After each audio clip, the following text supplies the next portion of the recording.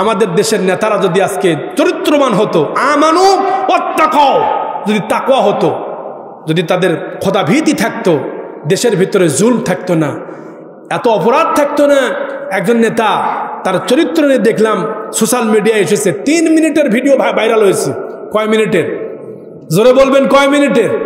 3 মিনিটের video viral হওয়াতে নেতা বাংলাদেশে আর থাকতে পারে না। একজন নায়িকার সঙ্গে প্রেম নিবেদন করেছে, যেগুলি অশ্লীল কথা বলেছে ভাই, এগুলি বলার মতো আমার এই মাহফিল থেকে বলার মতো আমার ধৈর্য নাই। প্রিয় ভাইরা, যা বলছে একজন নায়িকার সঙ্গে, গায়িকার সঙ্গে যেগুলি প্রেমালাপ করেছে, যেগুলি অশ্লীল বেহাপনা কাজ করেছে, বাংলার জমিনে ফ্লাশ হওয়ার পরে নেতার চরিত্র সম্পর্কে মানুষ জানতে পারছে। আমাদের প্রভু এক নবীর উম্মত, জীবন বিধান এক, ওই শিবানী কোরআন। জোরে কেন আল্লাহু আকবার? আর একটু জোরে বলেন আল্লাহু আকবার। আর একবার জোরে মারেন আল্লাহু আকবার। আমাদের প্রভু এক নবীর উম্মত, জীবন বিধান এক, ওই শিবানী কোরআন।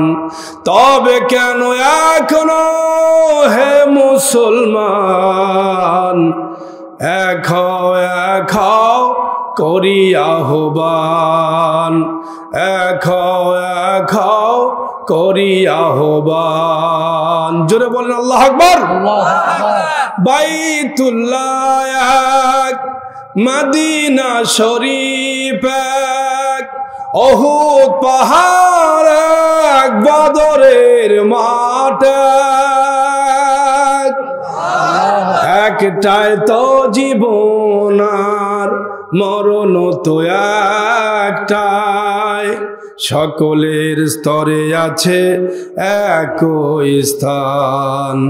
আমাদের প্রভু এক নবীর উম্মত, জীবন বিধান এক, ওই শিবানী কোরআন। তবে কেন এখনো হে মুসলমান এক হও করি আহ্বান, এক হও করি আহ্বান। চিল্লা এখন আল্লাহু আকবার। আমাদের কিতাব কয়টা? জোরে বলেন, কিতাব কয়টা? কোরআন কয়টা? বাইতুল্লাহ কয়টা? আখেরি নবী কয়জন? আমাদের মালিক কয়জন? চিল্লা এখন আল্লাহু আকবার। আমাদের ভিতরে কোনো ভেদাভেদ নাই, আমরা মুসলমান ভাই ভাই, ঠাই ঠাই কাঁধে কাঁধ মিলিয়ে এই মাহফিল চলবে। জোরে বলেন আল্লাহু আকবার। আল্লাহ কবুল করুন। প্রিয় ভাইরা, আমরা লম্বা করব না, আলোচনার ভিতরে চলে যাব ইনশাআল্লাহ। আল্লাহ যেন মাহফিলকে কবুল করেন, কারণ কোরআন থেকে কথা বললে কারো কোনো চুলকানি থাকে না, কারো কোনো সমস্যা থাকে না, কারণ এমন একটি কিতাব, আখেরি কালাম। এই কিতাব থেকে কথা বললে কারো কোনো সমস্যা থাকতে পারে না। এর ভিতরে সব ব্যক্তির কথা আছে, রান্নাঘর থেকে একদম সুপ্রিম কোর্ট, হাইকোর্ট, এরপরে আপনি মন্ত্রণালয়, এরপরে আন্তর্জাতিক পর্যায়ে কোরআনে আছে না নাই? জোরে বলবেন আছে না নাই? এই কোরআনী সূরা ফাতিহা থেকে সূরা শুরু করে নাস পর্যন্ত যা কমপ্লিট দরকার সব দিয়েছেন যিনি। চিল্লা এখন তিনি কে? আল্লাহর কিতাব, কমপ্লিট কোড অফ লাইফ, সেখান থেকেই কথা হবে। নবীজি বলেছেন, মান ক্বালা বিহি সাদাকাহ, যে কোরআন থেকে কথা বললো সে সত্য কথা বললো। আল্লাহু আকবার। সূরা কাফের শেষের আয়াতে আল্লাহ বলেছেন, ওয়াজাক্কির বিল কোরআন, তোমরা কথা বললে কোরআন থেকে কথা বলো। এজন্য যা হবে কথা সব কোরআন থেকে। এই কোরআন দিয়ে কেউ সমাধান যদি নেয়, তার ব্যক্তিগত জীবনে, তার পারিবারিক জীবনে, তার সমাজনীতি, তার রাষ্ট্রনীতি, পররাষ্ট্রনীতি, আন্তর্জাতিক পর্যায়ে যেখানে যে কোরআনকে সামনে রাখবে তার কিসমত খুলে দেবেন। চিল্লা এখন তিনি কে? আল্লাহ বলেন, এমন একটি কিতাব দিলাম, এই কিতাবটা এমন ব্যাখ্যা লেখার মতো জ্ঞান পৃথিবীতে কারো নাই। এর যে তাফসীর করবে, ব্যাখ্যা করবে এমন ইলম কাউকে দেওয়া হয় নাই। আল্লাহ তাআলা বলেন, قُلْ لَوْ كَانَ الْبَحْرُ مِدَادًا لِكَلِمَاتِ رَبِّي لَنَفِدَ الْبَحْرُ قَبْلَ أَنْ تَنْفَدَ كَلِمَاتُ رَبِّي وَلَوْ جِئْنَا بِمِثْلِهِ مَدَدًا। চিল্লা বলেন না আল্লাহু আকবার। যদি এই কিতাবটাকে লেখার জন্য মানুষ যদি আল্লাহর প্রশংসা লেখা শুরু করে দেয়, কোরআনের ব্যাখ্যা লেখা যদি শুরু করে দেয়, কলমের কালি শেষ হয়ে যাবে।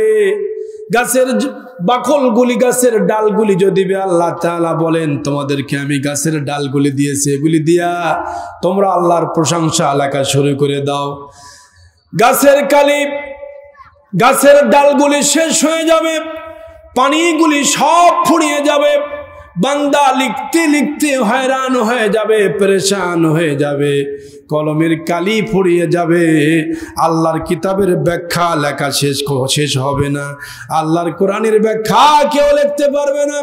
এই জন্য কিতাব থেকে কথা বললে কারো কোনো সমস্যা নাই, জোরে কান ঢেকে না। কলমের কালি যদি ফুরিয়ে যায়, গাছের পাতাকে খাতা করে তোমার কালেমা লেখা শেষ হবে না। যদিও লিখি প্রভু জীবন ভরে, সাগরের জলকে কালি করে, গাছের পাতাকে খাতা করে, তোমার মহিমা লেখা শেষ হবে না। যদিও লিখি প্রভু জীবন ভরে, যদিও লিখি আল্লাহ জীবন ভরে। আল্লাহু আকবার। সেই কোরআন থেকেই কথা হবে। আল্লাহ কবুল করুন, জোরে করে আমিন। আমি আজকে আপনাদের সামনে আলোচনা করব সূরা আরাফ থেকে ৯৬ নম্বর আয়াত। আমার সাথে সকলে তেলাওয়াত করেন। আউযু বিল্লাহি মিনাশ শাইতানির রাজিম। বিসমিল্লাহির রাহমানির রহিম। ওয়ালাউ আন্না আহলাল কুরা آمنوا واتقوا لفتحنا عليهم بركات من السماء والأرض ولكن كذبوا فأخذناهم بما كانوا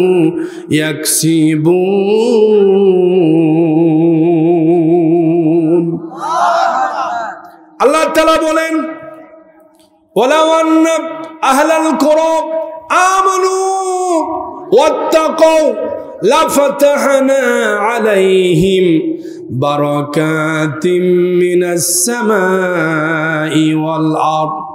জনপদের লোকেরা, দেশের লোকেরা, রাষ্ট্রের লোকেরা, এই পৃথিবীতে যারা বসবাস করো, পৃথিবীর বসবাসকারী ভাইরা শোনো, এমন একটি কোরআনের মেসেজ আল্লাহ তাআলা সূরা আরাফের ৯৬ নম্বর আয়াতে তুলে ধরেছেন। আমি আপনার সামনে তুলে ধরবো ইনশাআল্লাহ। আল্লাহ তাআলা বলেন, জনপদের লোকেরা, দেশের লোকেরা, আমানু, যদি তোমরা ঈমান আনো, ওয়াত্তাকাউ, আর আল্লাহকে যদি ভয় করো, লাফাতাহনা আলাইহিম বারাকাতিম মিনাস সামাই ওয়াল আরদ। আসমান এবং জমিনের মাঝে যত বরকতের দরওয়াজা আছে, সব দরজাগুলি যিনি খুলে দিবেন, চিল্লা এখন তিনি কে? শর্ত দিয়েছেন দুইটা, জোরে কোন কয়টা? এক নম্বর শর্ত হলো আমানু, যদি তোমরা ঈমান আনো, ওয়াত্তাকাউ, আর আল্লাহকে যদি ভয় করো। এই দুইটা জিনিস যদি তোমরা নিজের ভিতরে গচ্ছিত হিসেবে আমল করতে পারো নিজের জীবনকে। আমানু ওয়াত্তাকাউ লাফাতাহনা আলাইহিম বারাকাতিম মিনাস সামাই ওয়াল আরদ। আসমান এবং জমিনের মাঝে যত বরকত আছে সমস্ত বরকতের দরজা আমি আল্লাহ তাআলা একটা একটা করে খুলে দিব। জোরে কোন আল্লাহু আকবার। আপনাদেরকে আরো সাহসী হতে হবে, আরো বীর পুরুষের মতো স্লোগান মারতে হবে। আমার ভাইরা, আল্লাহ তাআলা কি বললেন? আমানু, যদি তোমরা ঈমান আনো। ঈমান আনলে তাহলে আপনার প্রথম দায়িত্ব হচ্ছে ঈমান আনা। মজবুত ঈমান যদি আপনি আনতে পারেন, আপনার জীবনকে যদি এক আল্লাহকে ভালোবেসে যদি জীবনকে আপনি গ্রহণ করতে পারেন, রব্বুল আলামিন বলেন আমি আল্লাহ তাআলা তোমার জীবনকে কবুল করে নেব। কারণ হলো জীবনের মালিক কে? আরো সকলকে জোরে বলতে হবে কে? আল্লাহ তাআলা সূরা মুলকের মধ্যে বলেছেন আল্লাযী খালাকাল মাউতা ওয়াল হায়াতা লিয়াবলুয়াকুম আইয়ুকুম আহসানু আমালা। জোরে বলেন না আল্লাহু আকবার। আল্লাযী, যিনি খালাকাল মাউতা, সৃষ্টি করেছেন মউত, ওয়াল হায়াতা, সৃষ্টি করেছেন জীবন, লিয়াবলুয়াকুম আইয়ুকুম আহসানু আমালা, তোমাদের মধ্যে সব চাইতে ভালো আমল কার, সুন্দর আমল কার, এই আমলগুলি দেখার জন্য আল্লাহ অপেক্ষা করতেছেন। চিল্লা এখন আল্লাহু আকবার।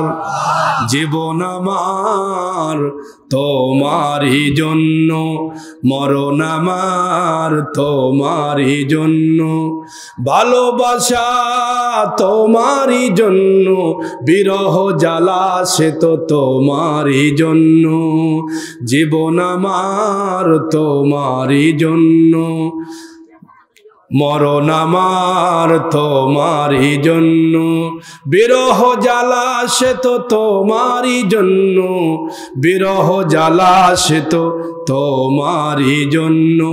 চিল্লা এখন আল্লাহু আকবার। এজন্য জীবনটা দিয়েছেন, চিল্লা এখন তিনি কে? যে কোনো সময় জীবন নিতে পারে, চিল্লা এখন তিনি কে? এই জীবন নেই জন্য বাহাদুরি নাই। আমরা ইমানদার হতে যদি পারি, আল্লাহ সেটাই বললেন ইয়া আইয়ুহাল্লাযীনা আমানু, হে ইমানদারেরা, ওয়াত্তাকুল্লাহ, আল্লাহকে ভয় করো, ওয়ালা তামুতুন্না ইল্লা ওয়া আনতুম মুসলিমুন, মুসলমান না হয়ে মরিও না।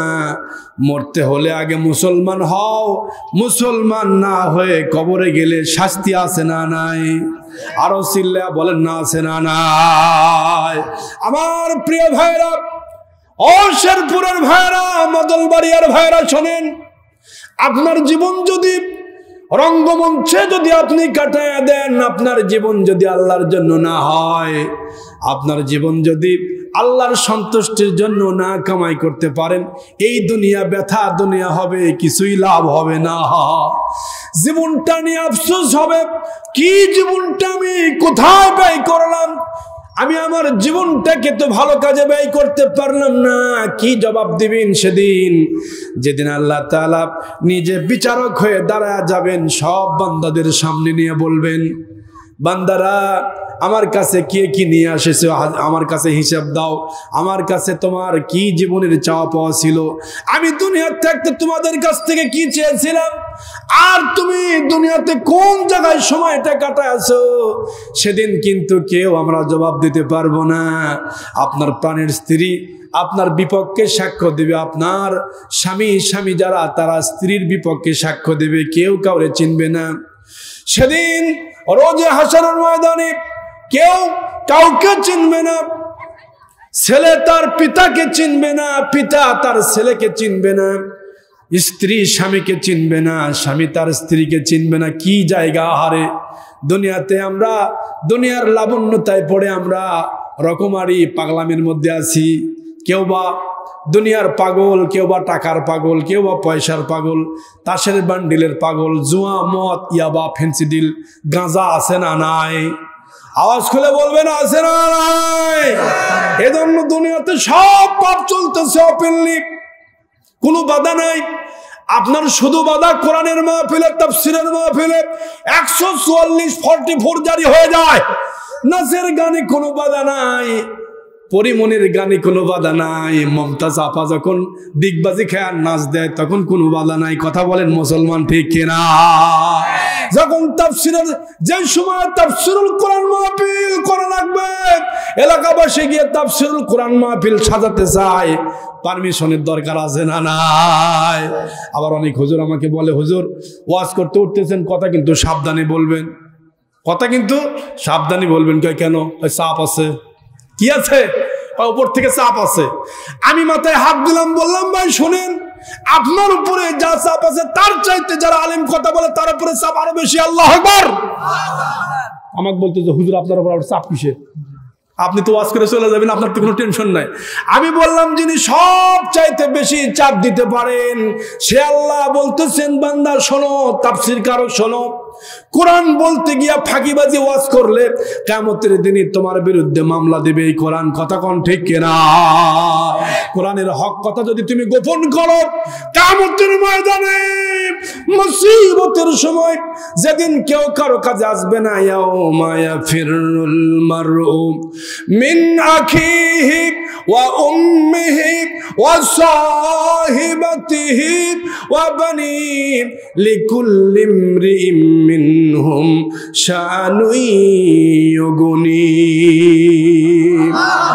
ওয়াজুহু ইয়াওমাইযিন মুসফিরা ضاحكة مستبشرة ووجوه يومئذ عليها غبرة ترهقها قترة أولئك هم الكفرة الفجرة। চিৎকার মেরে বলা যাবে কি আল্লাহু আকবার? যেদিন কেউ কারো কাছে আসবে না, স্বামী তার স্ত্রীর কাজে আসবে না, স্ত্রী স্বামীর কাজে আসবে না, সন্তান তার বাবার কাজে আসবে না, সবাই বলবে বাঁচাও বাঁচাও। কে আপনাকে বাঁচাবে? সেদিন বাঁচানোর মতো সুযোগ পৃথিবীতে কারো থাকবে না। চিল্লা এখন ঠিক কিনা? নবীর কাছে একজন সাহাবী এসেছেন, নবীজি যুদ্ধ থেকে সারিয়া থেকে ফিরে এসেছেন। একজন কাফের খুব শক্তিশালী বলতেছে আমি নবী বেটা মুহাম্মদকে মারবো। জোরে বলেন না নাউজুবিল্লাহ। আরো জোরে বলা যাবে না নাউজুবিল্লাহ। আল্লাহর নবী, দুজাহানের বাদশা নবী, রহমতের নবী, একটু দুপুরবেলা যুদ্ধ শেষ করে একটা গাছের নিচে আরাম করতেছেন। সেই সময় কাফের বেটা সুযোগ পায়া বলতেছে এখন তো নবীকে আর পাহারাদার কেউ নাই। এই সময় নবীজির নিজের তলোয়ারটা একটা গাছের সঙ্গে ঝুলায় রেখে একটু আরাম করতেছেন। মারহাবা কোন? এই সময় বেটা কাফের চিন্তা করলো নবীকে মারবো। কত বড় সাহস! চিন্তা করছেন নবীকে মারতে চায়। এবার কাছে গিয়া তলোয়ারটা, নবীর তলোয়ারটা নিয়া নবীর শরীরের উপর এরকম চাইনিজ কুড়ালের মতো তুলছে আর বলতেছে মারার আগে অন্তত নবীকে একবার ডাক দে। এ মুহাম্মদ, নবীকে ডাকতেছে ইয়া মুহাম্মদ, হে নবী, আব্দুল্লাহর ছেলে নবী মুহাম্মদ, আমরা বলবো সাল্লাল্লাহু আলাইহি ওয়াসাল্লাম। নবীকে তারা সে ডাকতেছে। নবীজি চোখটা মুছে, কোনো পেরেশানি নাই, টেনশন নাই। বলতেছেন ভাই কি খবর বলেন? বলতেছে আপনি কি জানেন আপনার তলোয়ার দিয়া আমি আপনাকে এখনই দ্বিখণ্ডিত করতে পারি। কে আপনাকে বাঁচাবে? মান ইয়ামনাউকা মিন্নি, আমার হাত থেকে কে বাঁচাবে? নবী আবার চিৎকার মেরে বলছেন আল্লাহ। একটু আওয়াজ দেন না আল্লাহ। আর একটু আওয়াজ খুলে বলেন না ভাই আল্লাহ। মাদল ভারিয়া ভাইদের কি গায়ে শক্তি নাই? একটু চিৎকার মেরে আকাশ বাতাস মুকুরে কত করে জোরে বলেন না আল্লাহ। কে বাঁচাতে পারে? নবীজি যখন যেই মাত্র বলেছে আল্লাহ বাঁচাবে, আল্লাহর নামটা নেওয়ার সঙ্গে সঙ্গে কাফেরের শরীরের মধ্যে ধরপড় শুরু হয়ে গেছে। জোরে বলেন না আল্লাহু আকবার। এক হুঙ্কার মেরে নবীর হাতের তলোয়ারটা কাফের ধরেছে, কাফের পড়ে গেছে। এবার নবীজি শোয়া থেকে তলোয়ারটা ধরে হাতের মধ্যে তুলে বলতেছেন, রে কাফের বেটা, মানিয়াম নৌকা মিন্নি, কে তোমারে বাঁচাবে বলো, বলো। তুমি তো এতক্ষণ ক্ষমতা খুব দেখাইছো, কথা বলেন না কেন? আরে জোরে বলেন না কেন? আছে না নাই ক্ষমতা আলা মানুষ? আরে বাংলাদেশে ক্ষমতার শেষ নাই, খেলা হবে। দেখেন না কি কয়, দেখেন কি ক্ষমতা। 2 দিনের দুনিয়াতে আসে, হাইরে ভাই এরকম করা ঠিক না, এরকম বলা কি না ঠিক না, এত গরম দেখানো ঠিক না। নবীর কাছেও কাফের গরম দেখা বলতেছে, নবী শোনেন আপনাকে মারবো। নবীজি যেই মাত্র আল্লাহু আকবার বলেছেন, কাফের হাত থেকে কাঁপতে কাঁপতে তলোয়ারটা জমিনের মধ্যে পড়ে গেছে। আল্লাহর নবী ধরে বলতেছেন, মানিয়াম নৌকা মিন্নি, তোমারে কে বাঁচাবে? কাফের বেটা বলতেছে, আমাকে বাঁচানোর অনেক দেবতা আছে, কয় ডাকো। কয় রাম রাম, ভগবান ভগবান, বাঁচাও বাঁচাও, আছে না নাই? ভগবানকে সামনে নিয়ে কয় বাঁচাও বাঁচাও, রাম রাম, ভগবান ভগবান। আই রে কত রামক ডাকতেছে, বলতেছে আমাকে বাঁচাও দেবতা। কয় ডাকো তুমি। এবার ডাকতেছে, হুবল তুমি আসো, আসে না। এবার বলতেছে এক একটা দেবতার এক একটা ক্ষমতা, বলতেছে তুমি দেবতা ডাকো, কোনো ক্ষমতা কেউ বাঁচাতে আসে না। কয় ডাকো। হুজুর কেউ তো আসলো না। কয় কে তোমারে বাঁচাবে? আর তোমার কোনো ক্ষমতা নাই, কেউ তো আসে না, তাহলে বলো তোমারে কে বাঁচাবে? কান্নে ছাড়া আর বাঁচানের কেউ নাই। ফান্দে পরিয়া বগা কান দে রে, ওরে ফান্দে পরিয়া বগা কান দে রে। বগার এখন চৈত্র মাস, বগার এখন চৈত্র মাস, মনি বড় হাহুতাস, ওরে ফান্দে পরিয়া বগা কান্দে রে। চিল্লা কোন ঠিক না? নবী ধরে বলতেছে, হুজুর আপনি ছাড়া বাঁচার কেউ নাই, বাঁচান, আপনি বাঁচান। নবীজি বললেন, না আমিও বাঁচাবো না, যিনি বাঁচাবে জোরে কোন তিনি কে? এবার নবীর হাতে বলতেছেন, হুজুর আমি বুঝতে পেরেছি আপনার চাইতে দয়ালু নবী তো পৃথিবীতে আর কেউ নাই। নবীজি বললেন, যা আমি তোরে মাফ করে দিলাম, আমি তোরে মারবো না, আমি তোরে মারবো না, আজকে তোমাকে আমি ছেড়ে দিলাম। কি মার নবী, কি দয়ার নবী, কি ভালোবাসার নবী। নবীজি হাত বলে বললেন, যাও তোমার আমি ছেড়ে দিলাম। কাফের বেটা বল চোখের পানি মুছে দিয়ে বলেন, ইয়া রাসূলুল্লাহ, ইয়া হাবিবাল্লাহ, ও নবীজি আমি আশ্চর্য হয়ে গেলাম আপনার চরিত্র দেখে, আপনার চরিত্রের মাধুরী দেখে আমি আর থাকতে পারলাম না, এখনই শাহাদা পড়ে দেন। আশহাদু আল্লা ইলাহা ইল্লাল্লাহু ওয়াহদাহু লা শারীকা লাহু ওয়া আশহাদু আন্না মুহাম্মাদান আবদুহু ওয়া রাসূলুহু। জোরে কোন আল্লাহু আকবার।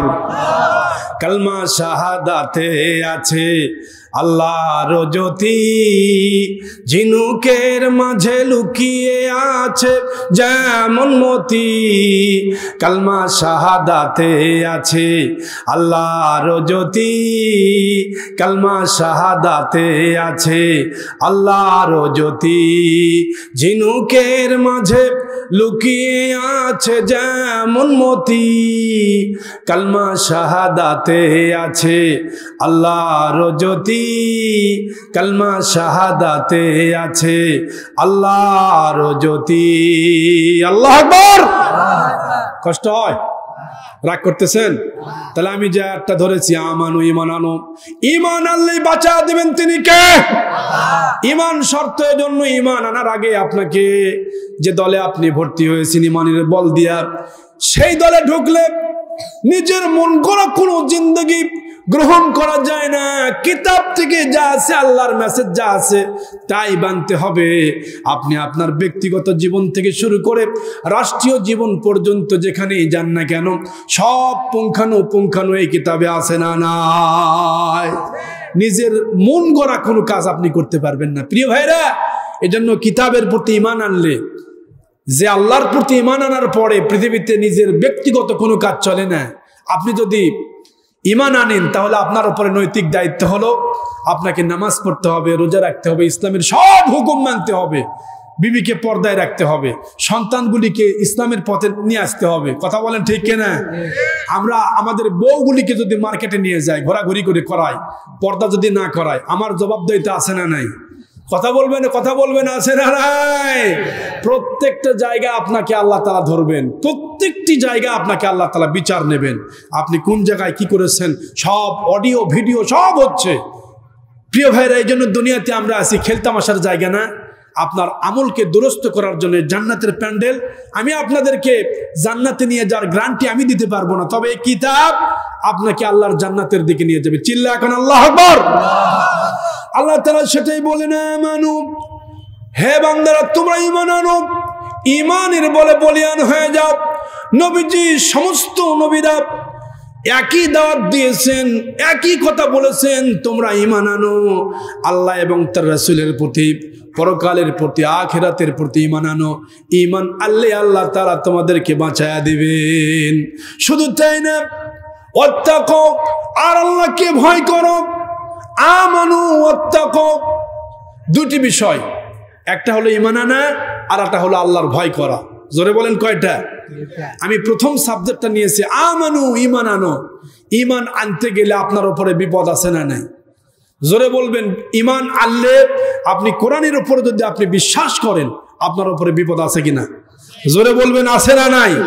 আজকেই যদি আপনি বাইতুল মুকাররমের গেটে গিয়ে বলেন যে ভাইরা, আমি এক আল্লাহ ছাড়া পৃথিবীতে আর কোনো আল্লাহর হুকুম মানি না, আমি এক আল্লাহ, এই পৃথিবী ক্ষমতাসীন তিনি, এই পৃথিবী সব আল্লাহর, এই পুরা পৃথিবীর মালিক হচ্ছেন আল্লাহ, হুকুম তার, সৃষ্টি যার, হুকুম চলবে তার, আমি কিছুই মানি না, এক আল্লাহর বিধান মানি। এই কথা যদি আপনি একবার বলে দেখেন, আপনার বিরুদ্ধে, আপনার সাথে শত্রুতা করার মতো এই বাংলার জমিনে আছে না লোকজন? জোরে বলবেন আছে না নাই?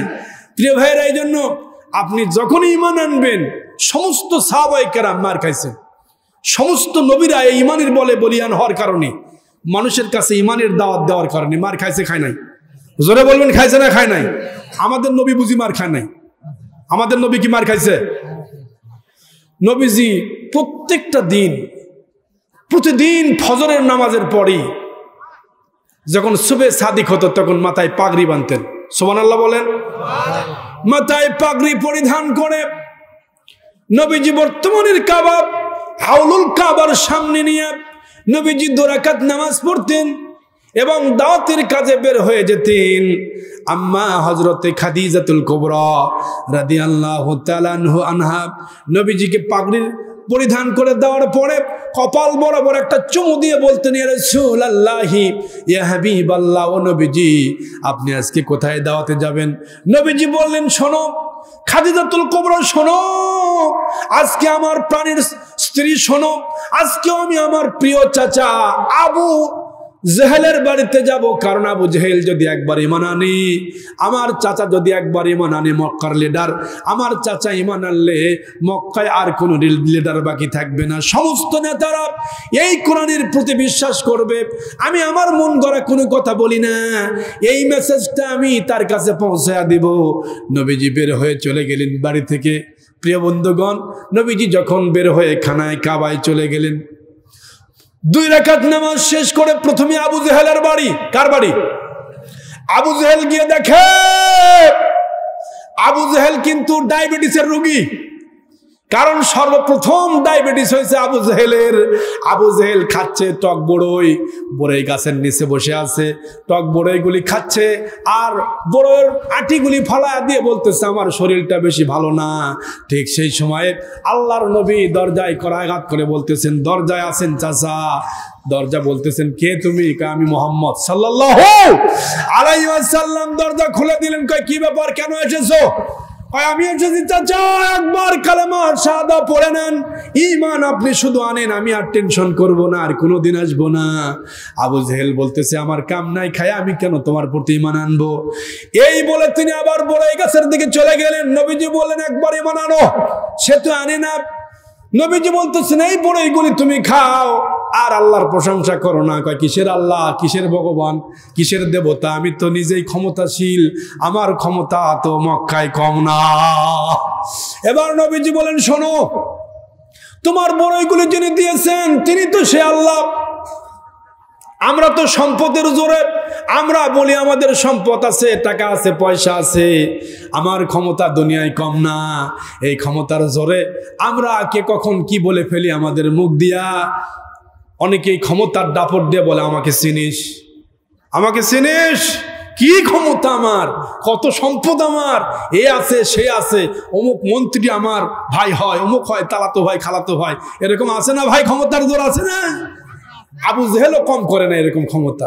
বলেন চাচা আপনি কেমন, কি ক্ষমতা আপনার? এই যে বড়ই গাছ দেখতেছে এটা আমার নিজের, এগুলি আমি খাই, আমার যা দেওয়া নিয়ামত এগুলি তো আমাকে কেউ দেয় না। নবীজি বললেন তাহলে আপনি দেখেন এই যে খেজুর, এই যে আপনার বড়ই গাছটার পাতা পড়তেছে, এগুলি সব পাতাতে লেখা মুহাম্মদ লা ইলাহা ইল্লাল্লাহ মুহাম্মাদুর রাসূলুল্লাহ। আপনি দেখেন, পড়ে দেখেন।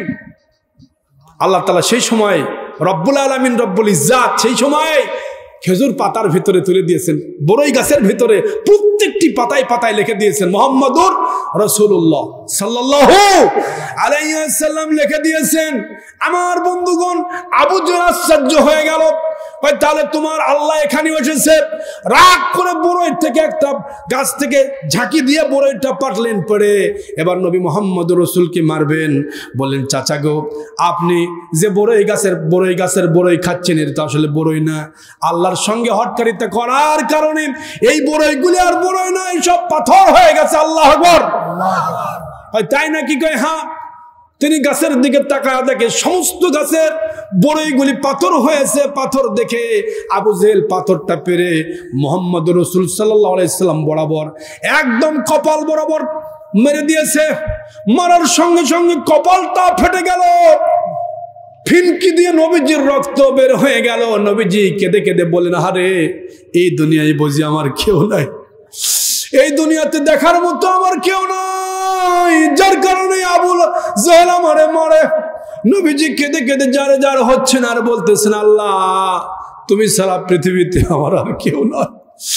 নবীজি চোখের পানি ফেলে রক্তগুলি মুছে বর্তমানের কাবার কাছে এসে বর্তমানের কাবার খুঁটো ধরে কাঁদতেছেন আর বলতেছেন, আল্লাহ তোমার দাওয়াত দেই বলে, তোমার দিনের দাওয়াত দেই বলে এই কাফেরেরা আমাকে মারধর করে, আবু জেহেল পর্যন্ত আমারে মারে। ও আল্লাহ, তুমি কি আমার বিচার করবে না? সেই সময় আল্লাহ আয়াত নাজিল করে জানা দিলেন, ইয়া হাসরাতান আলাল ইবাদি মা ইয়াতিহিম মির রাসূলিন ইল্লা কানু বিহি ইস্তাহজিউন। আল্লাহু আকবার বলেন। ও নবীজি শোনেন, আপনি শুধু একাই মার খাচ্ছেন এরকম না। এই দুনিয়াতে এমন কোন রাসূল আসে নাই, এমন কোন আম্বিয়া আলাইহিস সালাম পৃথিবীতে আসে নাই যারা মার খায় নাই। সবাই মার খেয়েছে। ঈমানের বলে বলিয়ান হয়ে তারা যখন দাওয়াত দিতে গেছেন, দাওয়াত দিতে গিয়ে সমস্ত নবীরা মার খেয়েছেন।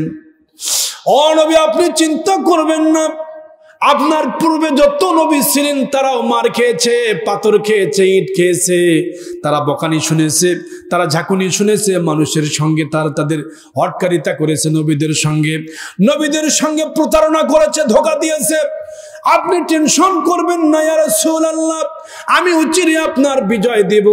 এই মক্কা নগরীতে কিছুদিন আপনি মার খাবেন, এরপরে এমন সময় আসবে মদিনায় যখন আপনি প্রেসিডেন্ট হবেন, পুরা পৃথিবী আপনার কদমের নিচে চলে আসবে। জোরে বলা যাবে কি আল্লাহু আকবার। আমার বন্ধুগণ, নবীজি খুবই আফসোস করলেন আর কাঁদলেন। ঠিক সেই সময় নবীজির চাচা, যিনি রাসূলের সঙ্গে একই সঙ্গে খেলার সাথে ছিলেন, আমির হামজা রাদিয়াল্লাহু তাআলা তখন মুসলমান হয় নাই। ফজরের সময়ে তিনি যখন তার ঘোড়ার উপরে উঠে চলতেছিলেন শিকারের জন্য, নবীজির চাচি সেই সময় নবীজি বর্তমানের কাবার গিলাফ ধরে কাঁদতেছিলেন। চাচি বলতেছেন, আহারে আমার ছেলে মুহাম্মদের কেউ দেখার নাই, কেউ আজকে নাই বলে আমার ছেলেটারে এইভাবে মারলো আবু জেহেল। আমি চাচি কিছুই করতে পারলাম না, আমার কলিজা ছিঁড়ে যায়, আমি কিছুই করতে পারি না। সেই সময়ে আমির হামজা রাদিয়াল্লাহু তাআলা আনহু তখনও ইসলাম গ্রহণ করে নাই। নবীজির চাচা খুবই প্রত্যুষে ঘুম থেকে উঠে যখন শিকারে বের হয়েছেন, চাচি গিয়ে বলেন, ও আমির হামজা, তুমি কি শোনো নাই? কয়, কি খবর? আবু জাহেল এই মাত্র তোমার ভাতিজাকে মারছে, মাইরা রক্ত দিয়া লালে লাল বানায়া দিয়েছে। এই যে কাবার গিলাপ ধরে তো তিনি কাঁদতেছেন। আমির হামজা কাছে গেলেন, বললেন, ভাতিজা, কে তোমারে মারছে আমারে বলো, আমি তারে ছাড়বো না, কারণ আমি মক্কার কম কুরাইশ বংশে আমার জন্ম, আমার বাহুতে কম শক্তি নাই, আমি তাকেও মেরে রক্ত দিয়ে লাল বানায়া দেব। নবীজি ফোপায়া ফোপায়া কাঁদতেছেন। নবীজি বললেন, আবু জেহেল চাচা আমারে বোঝে নাই, আমারে না বুঝেই মারছে, আপনি তার কাছে যাবেন না। বললেন, না, আমি ছাড়বো না তারে। এক দৌড়ে চলে গেলেন আবু জেহেলের বাড়িতে। গিয়ে দেখে উতবা, সাইবা, ওয়ালিদ, মুগিরারা সবাই মিলে কাফের গোষ্ঠীরা একসঙ্গে মিটিং করতেছে। আল্লাহর নবীকে আরো মারা কিভাবে যায়, নবীকে দুনিয়ার থেকে বিদায় করা যায় কেমন করে, এই ষড়যন্ত্র নবীর ব্যাপারে চলতেছে। ঠিক সেই সময় ভরা দরবারে নবীজির চাচা আমির হামজা গিয়ে দেখে দরজা লাগানো, দরজা বরাবরে এত জোরে করে লাথি মেরেছে, দরজা ছিঁড়ে খান হয়ে গেছে। ভিতরে একটা হুমকার মেরেছে, কেরে তোরা আমার ভাতিজাকে মারছিস? তুই আবু জেহেল আমার ভাতিজারে মারছিস? আবু জেহেল তো আর কথা বলে না, মাথা নিচু করেছে। তার সাথে ছিল একটা তীর আর ধনুক দিয়া তীর দিয়া বাইরে মাথা আবু জেহেলের ফাটায়া দিয়েছে। জোরে বলেন মারহাবা, আরো চিল্লা বলেন না মারহাবা। আবু জেহেলের মাথা ফাটানোর পরে সেই রক্তগুলি তীর আর ধনুকের মধ্যে নিয়ে নবীর দরবারে এসে বলতেছেন, ইয়া রাসূলুল্লাহ, ও মুহাম্মদ নবী সাল্লাল্লাহু আলাইহি ওয়াসাল্লাম, আমার ভাতিজা দেখো, যে আবু জেহেল তোমারে মারছিল, সে আবু জেহেলকে রক্তাক্ত করে আমি তোমার সামনে হাজির হয়েছি। এই যে দেখো রক্ত মাখা তলোয়ারটা, রক্ত মাখা তোমার আমার হাতে, তীর আর ধনুকটা দেখো। নবীজি বলেন, চাচা, আপনি কেন তারে মারতে গেলেন? কেন তারে মারলেন? আমি তো প্রতিশোধের জন্য পৃথিবীতে আসি নাই, আমি তো বলি নাই আমার আবু জেহেলকে মারো। কই, ভাতিজা রে, এত কষ্ট তোমারে দিল, আমি কেমনি তারে ছেড়ে দেই? নবীজি বলেন, ওই আবু জেহেলকে হেদায়েতের জন্য প্রত্যেক দিন আমি দোয়া করি, প্রতিটা দিন আমি দোয়া করি, হয় আল্লাহ তাআলা। নবীজি হাত তুলে নাই, আল্লাহ তাআলা এই মক্কার সবচাইতে বড় লিডার দুইজন, একজনের নাম হলো ওমর, আর একজনের নাম হলো আবু জেহেল, এই দুইজনের যে কোনো একজনকে তুমি হেদায়েত দিয়ে দাও। নবীজি দোয়া করলেন।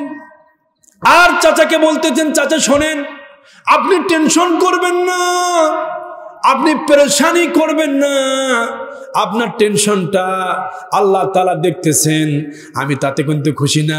আবু জেহেলকে মারলে আমি যে খুশি মনে করেছেন তা কিন্তু না। তাহলে ভাতিজা কি করলে তুমি খুশি হবে বলো? আমি আমার বাবা না, আমার মা নাই, আমি তখনই খুশি হব। চাচা, আপনি যদি আমার হাতে হাত রেখে কালেমা পড়ে আমার দলে ভর্তি হয়ে যান, আমি রসুল, আমি মোহাম্মদ নবী, আমি আপনার ভাতিজা, আমি খুশি হয়ে যাব, কোনো টেনশন আমার থাকবে না। যখনই আপনি কালেমা শাহাদা পড়ে নেবেন, সঙ্গে সঙ্গে আমার জীবনটা ধন্য হয়ে যাবে।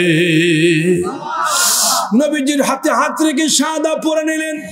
আর নবীজি দোয়া করলেন, আল্লাহ, আমার চাচা আবু জেহেল বোঝে নাই, তাকে তুমি হেদায়েত দাও। তার কপালে যদি হেদায়েত না থাকে, আবু জেহেল যদি হেদায়েত, তার চাচা আবু জেহেলের যদি হেদায়েত না থাকে, অন্তত আর একজন বড় সিফা ও সালার, মক্কার বড় লিডার, খলিফাতুল মুসলিমিন, যিনি দ্বিতীয় খলিফা হয়েছেন, তার নাম বলেন তো তিনি কে? হযরত ওমর রাদিয়াল্লাহু তাআলা আনহুর জন্য নবীজি দোয়া করলেন। পরের দিনে তারিখের কিতাবের মধ্যে এসেছে, পরের দিনই নবীজি দোয়া করার পরের দিনেই মক্কার সব লিডারেরা বসে গেছে। নবী মুহাম্মদকে গত রাত্রে আমি মারছি, আজকে মুহাম্মদকে দুনিয়ার থেকে বিদায় করা যায় কেমন করে? আবু জেহেল চিন্তা করলো কেমনি তাকে দুনিয়ার থেকে বিদায় করে দেওয়া যায়। সমস্ত কাফের লিডারেরা, আবু জেহেল, উতবা, সাইবা, ওয়ালিদ, মুগিরা, বড় বড় লিডাররা সবাই দারুন নদওয়া বৈঠকের মধ্যে বসে গেছে। আর নবীর ব্যাপারে কুচ্ছ রটনা করতেছেন। কে আছে আব্দুল্লাহর ছেলেকে মারবে, যে মারতে পারবে মক্কার নামি দামি 100টা লাল উট দেওয়া হবে, বিশাল বড় একটা পুরস্কার ঘোষণা করা হলো। সেই দরবারে ছিল ওমর, তখনও মুসলমান হয় নাই। যুবক টকবকে যুবক তিনি দাঁড়িয়ে বললেন, আমি শেষ করব আব্দুল্লাহর ছেলে মোহাম্মদকে। কি পুরস্কার দেবা? কয় যা ঘোষণা হয়েছে তুমি যদি যাও তাই দিব। আল্লাহর কি খেলা দেখেন, ওমর রাদিয়াল্লাহু তাআলা আনহু খলিফাতুল মুসলিমিন হবেন বলে, আল্লাহ তার কপালে হেদায়েত দিবে বলে, ঈমান আনবে বলে কি দামি মানুষটা হয়ে যাবেন। দেখেন ওমর রাদিয়াল্লাহু তাআলা তখনও মুসলমান হয় নাই, নাঙ্গা তলোয়ার নিয়ে বের হয়েছেন বাড়ি থেকে। এবার চলতেছেন, চলতে চলতে সামনে দৌড়াচ্ছেন, আমি আল্লাহর নবীকে মারবো। দৌড়াইতে দৌড়াইতে তিনি রসুলের বাড়ির দিকে আসতেছিলেন। মাঝখানে রাস্তার মধ্যে একজন বন্ধুর সঙ্গে দেখা, তার নাম হলো নাইম বন্ধু। তিনি মুসলমান হয়েছেন, কেউ জানে না। বলেন, বন্ধু তুমি কোথায় যাও? আব্দুল্লাহর ছেলের মাথা কাটতে যাবো। নাউজুবিল্লাহ কোন? কয় কার মাথা কাটতে যাও? তোমার সাহস তো কম না। কয় তুমি কি আমাকে চেনো? আমার নাম হলো ওমর, আমার নাম হলো ওমর, আমার নাম হলো ওমর। কলার একটা ঝাঁকুনি দিয়েছে, আমাকে তুই চিনিস? বোঝেন না, বোঝেন না কি ক্ষমতা দেখেন না, কলার ঝোঁকা আর আমাকে চিনিস? ওমর রাদিয়াল্লাহু ছিল সেই ধরনের একটা নেতা, ডেঞ্জারাস নেতা ছিল। আল্লাহু আকবার কোন? আপনারা কি কষ্ট পাচ্ছেন নাকি? ওমর রাদিয়াল্লাহু তাআলা আনহু খলিফাতুল মুসলিমিন তখনও হন নাই, তিনি ইসলামে এখনো ভর্তি হয় নাই। নাঙ্গা তলোয়ার নিয়ে দৌড়াচ্ছেন, বলতেছেন, বন্ধু গো তুমি যাচ্ছ মুহাম্মাদের মাথা কাটতে, তুমি কি জানো না তোমার বোন আর তোমার যে ভগ্নিপতি আবু সাইদ খুদরি দুইজন মিলে নবীর হাতে হাত রেখে কালেমা শাহাদা পড়ছে, ঈমান এনেছে, তারা আগে ইসলামের দিকে। তোমার ঘর সামলাও, তারপরে নবীক মারতে যাও। জোরে কোন মারহাবা। এবার ওমর রাদিয়াল্লাহু তাআলা রাসূলের পথ বাদ দিয়া পথ ঘুরে নিলেন। ঘুরে নিয়ে ওমর রাদিয়াল্লাহু চলে আসলেন নিজের বোনের বাড়িতে। এসে দেখে সেই সময় সূরা তোহা তেলাওয়াত করতেছিলেন, চমৎকার করে সূরা তোহা তেলাওয়াত করতেছেন। তোহা মা আনজালনা আলাইকাল কুরআনা লিতাশকা। প্রিয় ভাইরা, তোহা তেলাওয়াত করতেছেন, সূরা তোহা এটা তেলাওয়াত করতেছেন হযরত ওমর রাদিয়াল্লাহু তাআলার সামনে। তিনি চৌকটের ফাঁক দিয়ে দেখতেছেন তার বোন আর তার ভাই ভগ্নিপতি দুইজনই তেলাওয়াত করতেছেন। তিনি ভিতরে দরজায় করাঘাত করলেন, দরজা খোলে না। ওমর রাদিয়াল্লাহু দরজার ফাঁক দিয়ে দেখেছেন তারা কোরআন পড়ে। কি পড়ে? জোরে বলেন, কি পড়ে? কোরআন পড়ে। কিন্তু আজকে আমাদের দেশে কি কোরআন পড়ার আছে? আগের দিনে দেখতাম প্রত্যেক ঘরে ঘরে কোরআন তেলাওয়াত হতো। ফজরের পরে কোরআনের গুঞ্জন আমাদের কানে পড়তো। আর কোরআন তেলাওয়াত নাই, বরকত দুনিয়াতে নাই। প্রত্যেকটা জায়গায় কোরআন তেলাওয়াত হতো। সকালবেলা প্রত্যুষে ঘুম থেকে উঠে মা বাবারা তাদের সন্তানদেরকে মাদ্রাসার দিকে দিত, মুক্তবে দিত। আজ কিন্তু সেগুলি আর নাই। কথা বলেন ঠিক কিনা? যত কোরআন থেকে আমরা দূরে থাকবো তত বরকত নষ্ট হয়ে যাবে। আমার বন্ধুগণ, সময় পাবো না আমি। ওমর রাদিয়াল্লাহু তাআলা আনহু সাথে চলতে লাগলেন। চলতে চলতে এবার দরজার কাছে গিয়ে দরজায় করাঘাত করলেন, দরজা খোলে না, লাথি মারলেন, দরজা ভেঙে চৌচির হয়ে গেল। ভেতরে ঢুকে বললেন, রে আমার বোন, তুমি কি নবী মুহাম্মাদের প্রতি ঈমান আনছো? কয় হ্যাঁ আনছি। তোর তো আমি আজকে ছাড়বো না। তলোয়ারের ওপর পিঠ দিয়ে মারতে লাগলেন। মারতে মারতে নিজের বোনকে রক্তাক্ত বানায় দিল। রক্তাক্ত করে ক্ষান্ত হলো না, তার ভগ্নিপতিকেও মারতেছে। মারতে মারতে এক পর্যায়ে নিজের বোন, আপন বোনকে মেরেছে। বোনের রক্ত কপালে ভরা, বোনের রক্ত শরীরে বইতেছে। এই দৃশ্য দেখেছেন ওমর রাদিয়াল্লাহু তাআলা আনহু, আর থাকতে পারলেন না। নিজের বোনের রক্তগুলি মুছে দিয়ে বললেন, বোন রে, আমি আমার নিজ হাত দিয়ে তোরে মারলাম। আমার মতো নিষ্ঠুর ভাই আর পৃথিবীতে বুঝি আর কেউ নাই। নিজের বোনকে এরকম রক্তাক্ত কোনো ভাই কি করতে পারে? আমার বোন তো কোনো খারাপ কাজ করে নাই। জোরে গান ঠিক কিনা? আমার বোন তো কোনো খারাপ কাজে যায় নাই। আজকে আমাদের দেশে বোনেরা মায়েরা পর্দায় থাকে না। পর্দায় না থেকে কত অশ্লীলতা, বেহায়াপনা, উলঙ্গপনা, হাবিজাবি জায়গায় তারা সময় কাটায়। আমার বন্ধুগণ, ওমর রাদিয়াল্লাহু বললেন, না, আমার বোন তো এরকম কোনো কাজ করে নাই। তিনি রক্তগুলি মুছে দিলেন আর বলতে লাগলেন, রে আমার বোন, আমার শরীরের ভিতরে কম্পন হচ্ছে, না জানি কি একটা শক্তি আমার শরীরটাকে গ্রাস করতেছে, আমি বুঝতে পারতেছি না।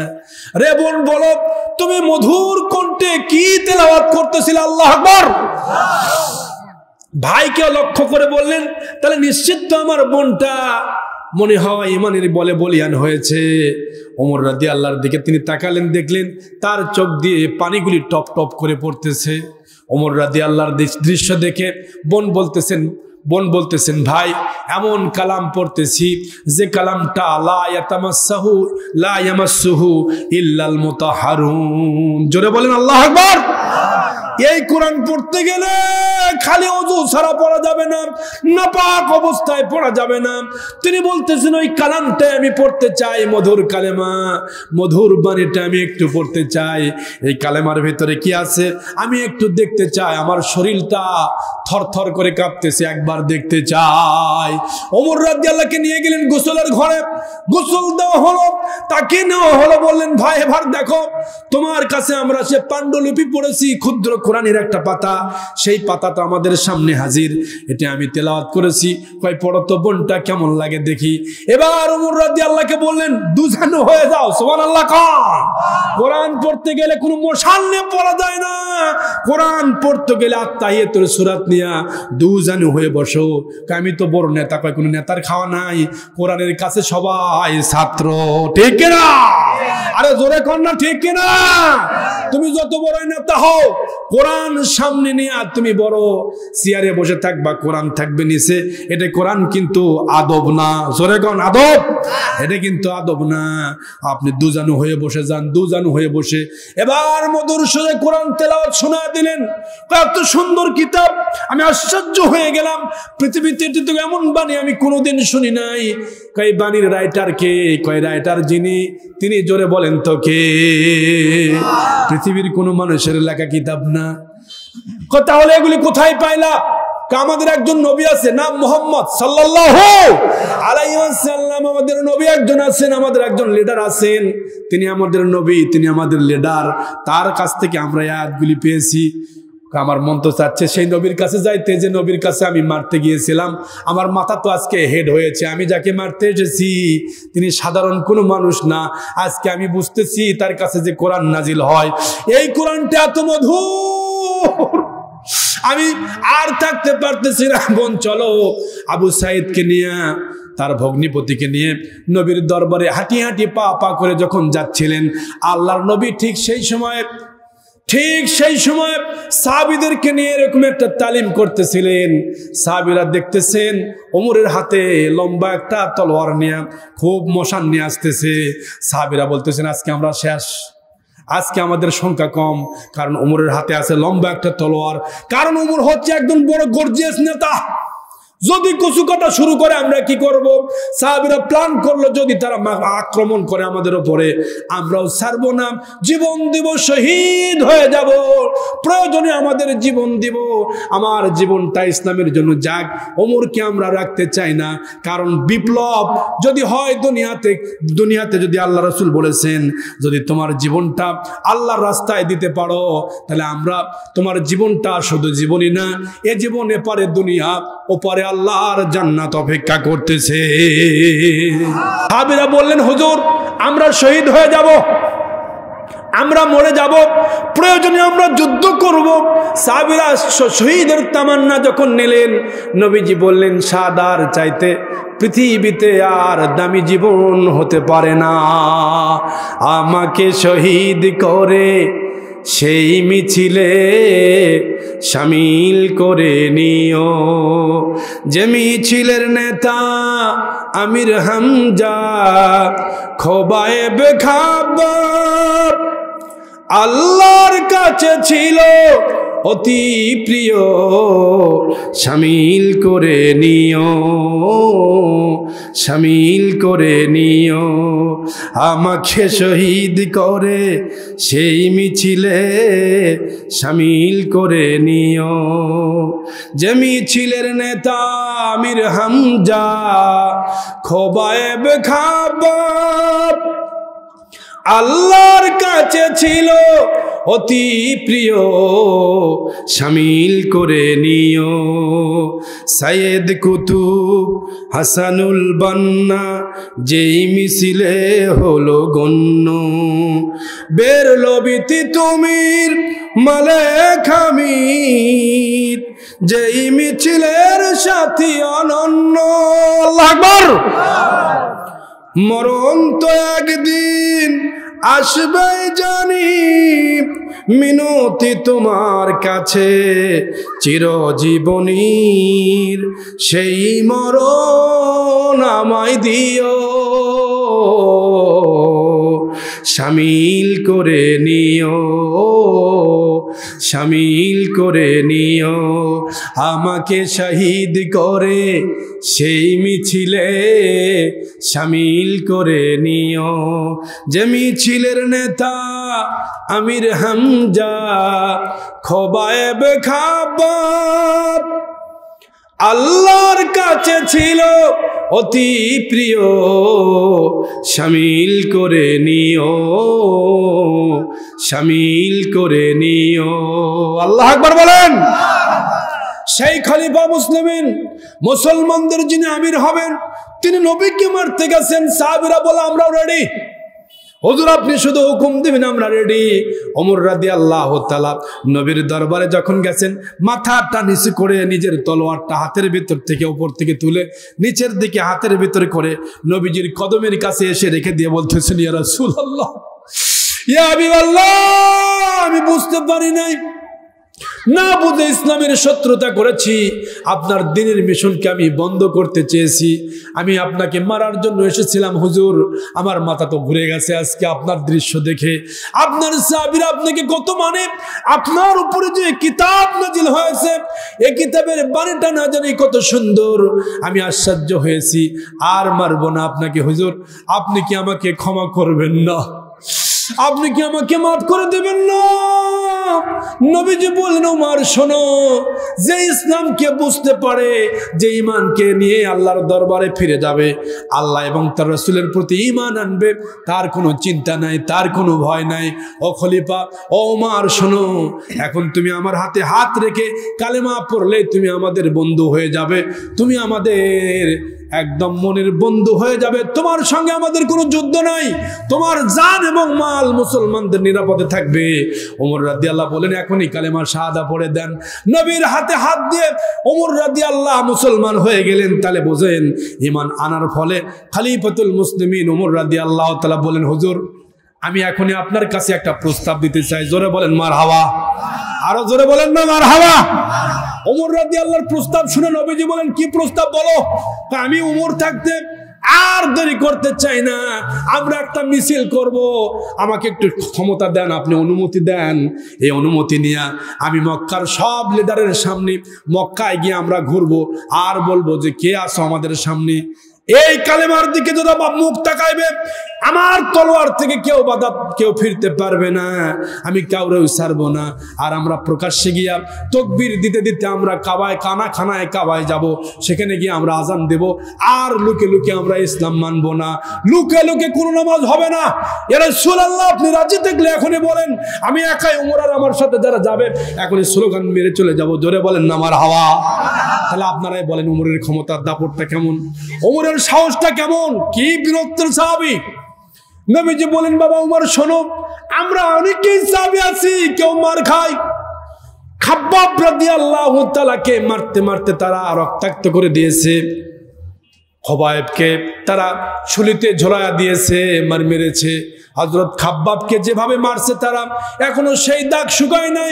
বেলালকে যেভাবে তারা মারছে, আমার বেলালকে রক্তাক্ত করেছে ইসলাম কবুল করার কারণে। ও আমার বাবা, আরো দেরি হবে, আমরা ইসলামের পতাকা এখানে উড়াতে পারবো না, মনে হয় কাফেরদের শক্তি আরো বেড়ে যাবে। এজন্য কৌশল করতে হবে, হিকমত করতে হবে। এই মুহূর্তে যদি আমরা এভাবে একবারে যদি ময়দানে ঝেপে যাই, আমাদের সংখ্যা কম, আমরা না জানি নাস্তানাবুদ হয়ে যায়, এজন্য একটু ধৈর্য ধরা লাগবে। ওমর রাদিয়াল্লাহু বলেন, হুজুর কোনো ধৈর্য টাইম নাই, আমাকে খালি অনুমতি দেন। মারহাবা কর, কি সাহসী সাহাবী, এরকম একজন ওমরের দরকার আছে না নাই? আরে জোরে বলেন না, আছে না নাই? মাদলবাড়িয়াতে একজন ওমরের মতো একজন বীর সেনানী যদি থাকে, তাহলে মাদক থাকবে না। ফেন্সিডিল থাকবে না, ইয়াবা থাকবে না। কথা বলেন ঠিক কিনা? কিন্তু সেই খলিফা কোথায় পাবে? কিছু নেতা আছে ভাই, আমাদের দেশে আছে, মাইক সামনে ধরে করছে, আপনারা আমাকে যদি ভোট দেন তাহলে এলাকায় মাদক, দুর্নীতি, বাল্যবিবাহ, তাস, বান্ডিল, জুয়া, মদ, গাঁজা, ফেন্সিডিল, ইয়াবা কিচ্ছু থাকবে না, একবারে সব আমরা সাপ্লাই করে দেবো।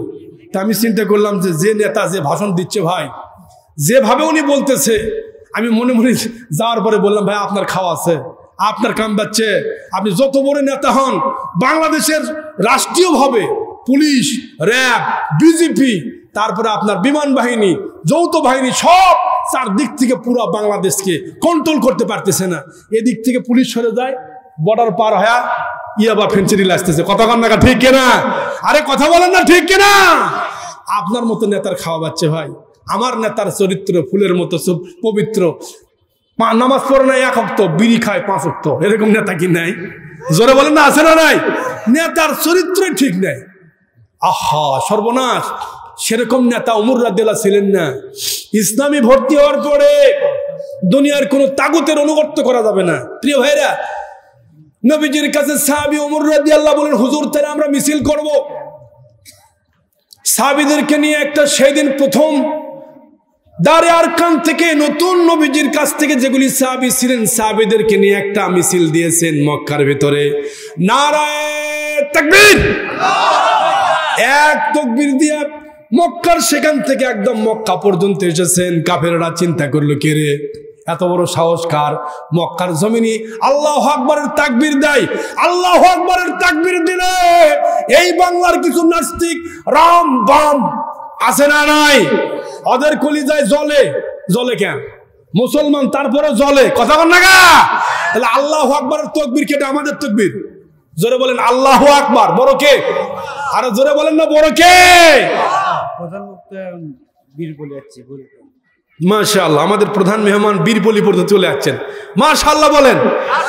আমার ভাইরা তারা খেয়াল করেন, এবার ওমর রাদিয়াল্লাহু তাআলা আনহু খলিফাতুল মুসলিমিন, তিনি তাকবীর মারতে মারতে চলে এসেছেন। এবার সামনে হাউলুল কাবার সামনে চলে এসেছেন। কাফেররা চিন্তা করলো, কে এত বড় সাহসকার? এই কাবাখানায় কাবাতে কার এত বড় সাহস, কার এত বড় বীরত্ব? ওমর রাদিয়াল্লাহু সেদিন বলেছিলেন, বিপ্লব মানে জীবন দেওয়া, আমরা আল্লাহর রাস্তায় জীবন দিতে জানি। বিপ্লব মানে জীবন দেওয়া, বসে থাকা নয়।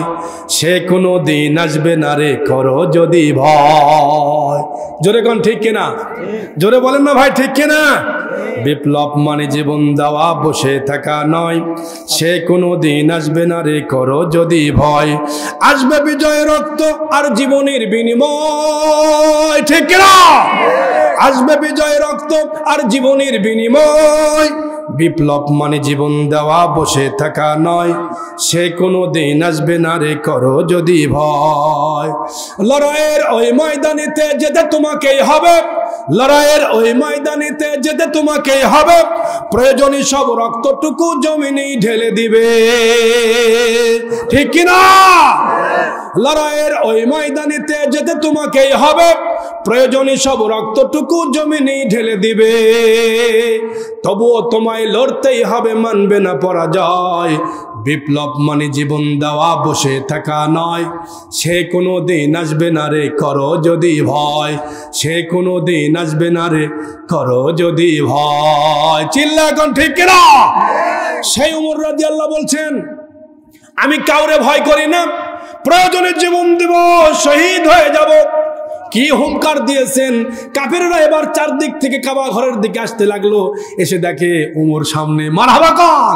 যেই মাত্র ওমরকে দেখেছে, তারা নেজ গুটায়া, এই যে ধুতি আছে না, ধুতির নেঙ্গুর ঘোরায়া বলতেছে, এই জায়গায় থাকা সম্ভব না। কেরে ওমরকে ওর ভেতরে, এর ভিতরে বীরত্বের হুঙ্কার মারতেছে ওমর। ওমর এখানে কে? আর একজন ভূতা মারা বলতেছে, তুই জানিস না ওমর গেছিল আল্লাহর নবীকে মারতে, কিন্তু মারে নাই। না মাইরা নবীর দরবারে তিনি ভর্তি হয়েছেন। চাইছিলেন নবীর মাথা আনতে, কিন্তু নিজে যায় মাথা বিক্রি করছে। জোরে বলেন মারহাবা। সে ওমর রাদিয়াল্লাহুর মতো একজন বীরত্ব বীর সেনানী বাংলার জমিনে আমরা চাই কিনা? সেই ওমর রাদিয়াল্লাহু যখন আল্লাহ রসুলের কাছ থেকে আল্লাহ রসুল যখন দুনিয়ার থেকে বিদায় হয়েছেন, ইমানের কেমন জজবা দেখেন। দুনিয়ার থাকতে আল্লাহ তাআলার নবী বলেছেন 10 জন ব্যক্তি আল্লাহর জান্নাতে যাবে, সার্টিফিকেট দিয়েছেন নবী নিজে। জোরে কোন কয়জন? 10 জনের ভিতরে দ্বিতীয় হলো হযরত ওমর রাদিয়াল্লাহু তাআলা। আসাদুহুম ফি আমরিল্লাহি ওমর। কাফেররা সবচাইতে বেশি ভয় করত নবীর পরেই ওমর রাদিয়াল্লাহকে। সুবহানাল্লাহ কইবেন না? যার ভয়েতে কাফেররা ভয় খাইতো, বলতেন যে রাস্তায় ওমর রাদিয়াল্লাহু যাইতেন সে রাস্তায় শয়তান 40 দিন পর্যন্ত যায় না। মারহাবা বলবেন না? কি বড় সাহাবী হিম্মতুল্লাহ। নবীজি বলেছেন আমি নবী, আমার পরে যদি কোন নবী আর রাসূল পৃথিবীতে আসতো লাকানা ওমর, তাহলে ওমর রাদিয়াল্লাহু আসতেন। এত বড় বীরত্বের একজন সাহাবী, কত বড় বীর সেনানী তিনি ছিলেন। আমার বন্ধুগণ, তিনি যখন রাশিয়ায়, সিরিয়া, ফিলিস্তিন, আবুধাবি, অর্ধ পৃথিবীর প্রেসিডেন্ট যখন তিনি 31 লক্ষ বর্গ কিলোমিটার 31 লক্ষ বর্গ কিলোমিটার অর্ধ পৃথিবীর প্রেসিডেন্ট, ঘুমায় কোথায় জানেন? ঘুমায় একদম ফেরাসের ভিতরে। যে ফেরাসে ঘুমায় সেই ফেরাসটা হলো বালির ফেরাস, কোনো চাদর নাই, কোনো আপনার জাজিমা নাই, তোষক নাই, কিচ্ছু নাই। এই অবস্থায় খলিফা একদম খেজুর গাছের নিচে আরাম করে ঘুমায়। সুবহানাল্লাহ বলবেন না? আমার বন্ধুগণ, এই জন্য পৃথিবীতে শান্তির জায়গা নয়। যারা খলিফা ছিলেন, যারা মুসলমান ছিলেন, তারা দুনিয়াতে বেশি আরাম করেন নাই, শান্তি করেন নাই। খলিফাতুল মুসলিমিন ওমর রাদিয়াল্লাহু তাআলার এই রাজত্ব দেখার জন্য পৃথিবীতে রোম সম্রাট, তারপরে আপনার কেসরা আর কাইসার, বড় বড় বাদশারা সে যুগের, তারা বলেছে কিভাবে রাষ্ট্র চালায়, যে রাষ্ট্রের ভিতরে, যে প্রদেশের ভিতরে মানুষগুলি এত শান্তিতে থাকে কেমন করে। 40 জন প্রতিনিধি আসলো। কয়জন? জোরে বলেন কয়জন? 40 জন প্রতিনিধি আসলো মদিনা শরীফ দেখার জন্য। 40 জন প্রতিনিধি মদিনায় পাঠিয়ে দেওয়া হলো। এই দেশটা কেমনে এত ভালো চলে, কিভাবে ভালো চলে, যার কারণে পৃথিবীর মানুষেরা এত শান্তিতে ঘুমায়। কোনো চোর নাই, কোনো দুর্নীতি নাই, কোনো রাজাকার নাই, হাইজাকার নাই, সন্ত্রাস নাই, কোনো জুলম নাই, জেল নাই। আল্লাহু আকবার বলেন। মানুষগুলি দরজা খুলে দিয়ে ঘুমায়, কোনো টেনশন করে না। কিভাবে রাষ্ট্র চলে আমরা একটু দেখতে চাই। সেই পারস্য থেকে, রোম থেকে 40 জন প্রতিনিধি আসলো ওমর রাদিয়াল্লাহর দেশকে দেখার জন্য। মারহাবা খান। ওমর রাদিয়াল্লাহর দেশটা কেমনি চালায় একটু দেখতে চাই। তারা চলে আসলো দেশের ভিতরে। আসার ভিতরে মদিনা এসে বলতেছেন মদিনার প্রেসিডেন্টকে, আমাদের কোনো প্রেসিডেন্ট নাই। তাহলে আপনাদের দেশে কে চালায়? কয়েকজন আছেন, নাম হলো আমিরুল মুমিনিন, মুমিনদের তিনি নেতা। চিল্লা এখন মারহাবা। সেই মুমিনদের নেতা, তিনি দেশ চালান। তিনি বললেন যে মুমিনদের নেতা, তিনি দেশ চালান, ঠিক আছে। তাহলে এই দেশের সংসদ ভবন কোথায়? কোনো সংসদ ভবন নাই, আমরা গাছের নিচে সংসদ ভবন করি। জোরে বলবেন না মারহাবা। তাহলে বঙ্গভবন কোথায়? সংসদ ভবন কোথায়? জেলখানা কোথায়? গণভবন কোথায়? একটার পর একটা বলতেছে, এগুলি কোথায় বের করে দেখান। না এগুলি এই দেশে নাই, কিচ্ছু লাগে না। কয় চৌকিদার, পুলিশ, র্যাব, বিজেপি, এগুলি কোথায়? কিচ্ছু লাগে না। প্রেসিডেন্টকে পাহারা দেয় কে? কোনো পাহারাদার লাগে না। মারহাবা বলবেন না? তাহলে এই সময় আপনাদের প্রেসিডেন্ট, আপনাদের আমিরুল মুমিনিন কোন জায়গায় আছে একটু ঘোষণাটা দেন। লোকেরা বলল, সাহাবীরা বললেন আমাদের আমিরুল মুমিনিন এই বেলা দুপুর সময় আপনারা এসেছেন, দুপুর বেলা। আপনাদের পরিচয় কি? আপনারা তো মদিনার মানুষ না। কয় না আমরা মদিনার না। কোন জায়গা থেকে এসেছেন বলেন? আমরা রোম থেকে এসেছি। রোম, সূরা কোরআনের ভিতরে রোমের কথা আছে, গুলিবাতের রোম, রোমের কথা কোরআনে আছে। রোম দেশ থেকে আমি এসেছি। আল্লাহর নবী বলেছেন একদিন ইসলামের পতাকা রোম দেশেও যাবে। আমি দেখেছি রোমের প্রাসাদগুলি, আমি দেখেছি। এখান থেকে আলোকিত রাসূল সাল্লাল্লাহু আলাইহি ওয়াসাল্লাম যখন যুদ্ধ করতেছিলেন, যুদ্ধের সময় খন্দক করতেছিলেন, খন্দকের যুদ্ধের সময় একটা পাথরের উপরে নবী জিহ্বা বাড়ি দিয়েছিলেন। বাড়ি দেওয়ার কারণে সেই বাড়ির ঝিলিকটা লেগে একদম রোম পর্যন্ত চলে গেছে। রোমের প্রাসাদগুলি নবীজি সুস্পষ্ট দেখতে পেয়েছেন। জোরে বলবেন না মারহাবা। নবীজি সেদিন বলেছেন, ও সাহাবীরা শোনো, তোমাদের পায়ের নিচে কোনো মাটি নাই মনে করিও না। আজকে ক্ষমতা বাতিলের হাতে আছে। অদূর ভবিষ্যতে, বেশি দিন বাকি নাই, ওই রোমের সম্রাট হেরাক্লিয়াসের রাজ্য, ওই রাজ্য পর্যন্ত ইসলামের বাণী চলে যাবে, পৃথিবীতে কেউ ঠেকাতে পারবে না। আল্লাহু আকবার। আমার বন্ধুগণ, সেই খলিফা ওমর রাদিয়াল্লাহু ঘুমাচ্ছেন। কোন জায়গায় ঘুম পাড়ে? আমাদের প্রেসিডেন্ট আমিরুল মুমিনিন তিনি ঘুম পাড়তেছেন একটা গাছের নিচে। আমরা একটু দেখতে চাই। চলেন তাহলে দেখতে দেন। ওই যে আমাকে যাওয়া লাগবে না, আপনারা যান। কয় কি সেখানে বডিগার্ড কেউ নাই? কেউ নাই, কাউকে লাগে না। আমাদের ওমর আমিরুল মুমিনিনকে পাহারা দেওয়ার জন্য কারো দরকার হয় না। পুলিশ বিজিবি কেউ যদি মারে, বুঝতেছেন না, বিদেশের থেকে আছে তো, কেউ যদি মারে, কেউ যদি তাকে মারতে চায়, কেউ মারতে পারবে না। কারণ মুসলমান কারো থেকে ভয় করে না, একজন থেকে ভয় করে। চিল্লা এখন তিনি কে? সে আল্লাহকে ভয় করে, যার কারণে কোনো ভয় নাই। গাছের নিচে ঘুম পাড়তেছে। দেখেন খলিফাতুল মুসলিমিনকে দেখার জন্য তারা চলে আসলো। আসার পরে গিয়ে দেখে নাক টেনে খলিফাতুল মুসলিমিন বালুগুলিকে একত্রে করেছে। বালুগুলিকে একত্রে করে নিজের চাদরটা আছে গাছে, গায়ের চাদরটা খেজুর গাছের নিচে একটু আরাম করে তিনি ঘুমাবেন। কোনো বালিশ নাই, লেপ নাই, কাঁথা নাই, বালিশ নাই, কিচ্ছু নাই। মারহাবা খান। মুসলমানদের নেতা কেমন? নিজের যে চাদরটা বিছায়া দিয়া বালুগুলিকে বালিশ বানায়া ডান হাতটা দিয়া আল্লাহুম্মা বিসমিকা আমুতু ওয়া আহিয়া, এই দোয়াটা আছে না নাই? দোয়া করতে দেরি ওমর রাদিয়াল্লাহু নাক টানে ঘুম পাড়তে দেরি হয় না। মারহাবা বলবেন না?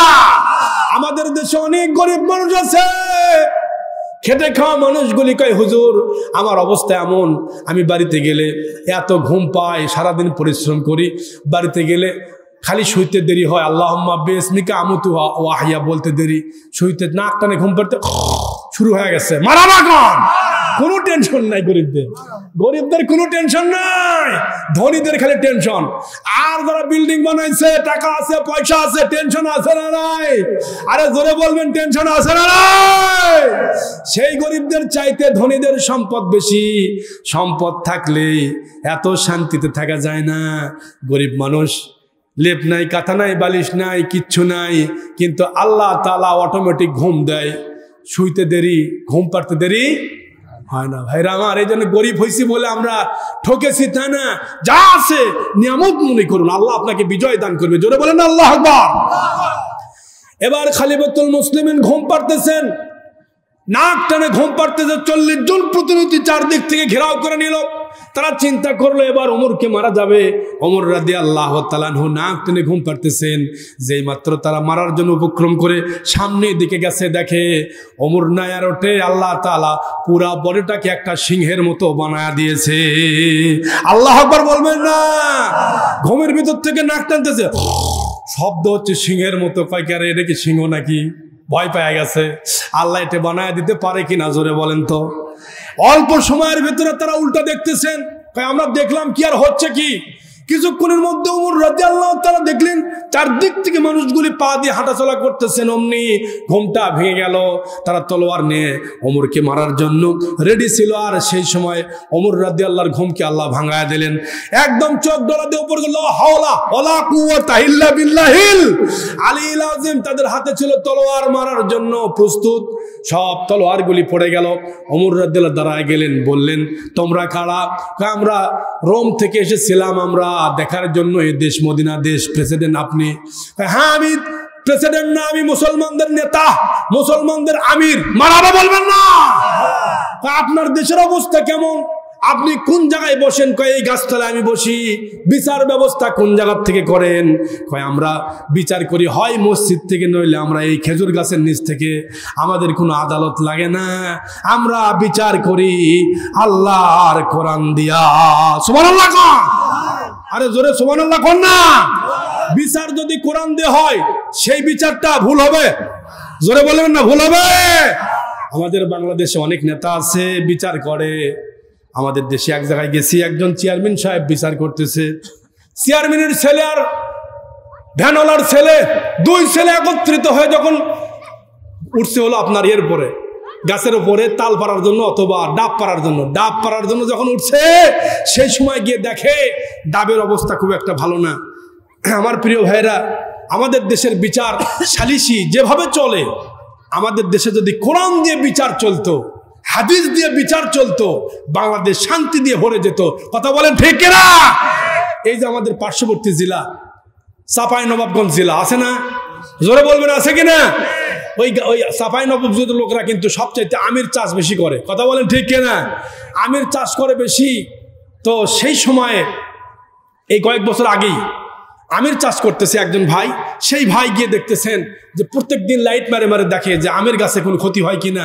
আল্লাহর কি কাম, আম যখন একদম পাকার সময় হয়েছে ঠিক সেই সময়ে একজন হ্যান্ডসাম ছেলে, চুল ঝাঁকড়ানো, এলাকার মাস্তান ছেলে, আপনাদের দেশে বুদ্ধি এরকম নাই, বখাটে ছেলে, খুব বখাটে, এলাকার লোকেরা খুব ভয় করে। তো সেই লোকটা আমের বাগানে গিয়ে সন্ধ্যার পরে দেখে লোকটা, ছেলেটা বস্তা নিয়ে আমের গাছ থেকে আম ধপধপ করে পারতেছে, শব্দ হয়, মালিক চলে যাচ্ছে। কি ব্যাপার, শব্দ হয় কিসের? কাছে গিয়ে দেখে যে লোকটা আম পারতেছে, কাছে গিয়ে খপ করে হাতটা ধরছে, বলছে ছেলে তোমার তো সাহস কম নাই, গাছে তো আম পারতেছো, তুমি কি, আপনি কি করবেন? আমি এখনই তোমাকে চেয়ারম্যান সাহেবের কাছে নিয়ে যাবো। আরে ক্ষমতা আমাদের হাতে, আমাদের হাতে কিচ্ছু হবে না, চেয়ারম্যান সাহেব আমার কিচ্ছুই করতে পারবে না, কিচ্ছুই করতে পারবে না। দেখছেন কি ক্ষমতা দেখায়, দেখছেন না? আমার বন্ধুগণ, তো তাহলে তোমার বাবার কাছে যাবো, আব্বার কাছে যা লাভ নেই, কে আব্বার কাছে যা কিচ্ছু লাভ হবে না, আমি আর আব্বা দুইজনে একসাথে যাচ্ছি। তার মানে আরে দেখেন আমার আব্বা আর এক গাছের চড়ে আছে, আমি ফেরতেছি এক গাছের আম, আমার আব্বা আর এক গাছে আছে।